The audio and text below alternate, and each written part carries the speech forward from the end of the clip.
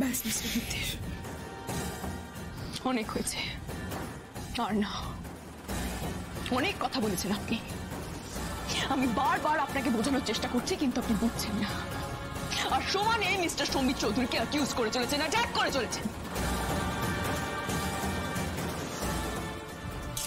আসলে আপনার আমার প্রতি বিশ্বাসটা এতটাই ঠুনকো।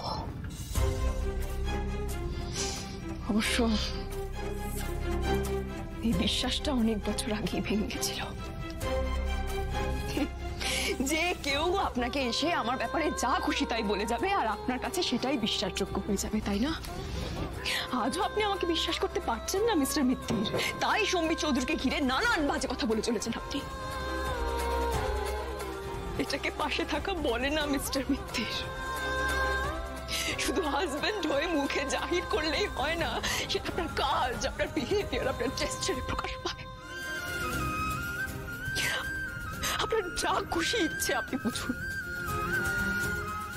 আমি আর আপনাকে কিচ্ছু বোঝাতে যাব না। শুধু একটা কথা বলছি, এতগুলো বছর ধরে জোনাকি বিশ্বাস নিজে লড়ে গেছে, আর এই লড়াইটাও জোনাকি বিশ্বাস নিজেই লড়বে। অনেক কাদামাটি লেগেছে আমার জীবনে,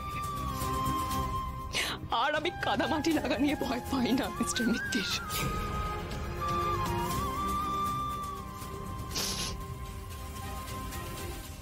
আসি,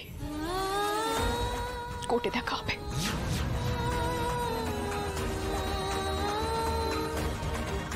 মা,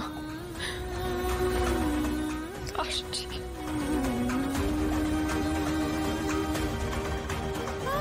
আসছি সবাই।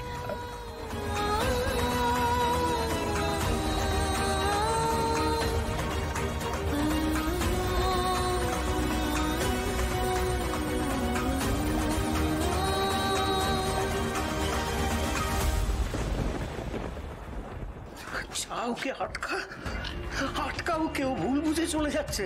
কি যে কাণ্ড ঘটে চলেছে আমি বুঝতে পারছি না ভাইপো। তোদের মধ্যে তো ভুল বোঝাবুঝিটা বেড়েই চলেছে।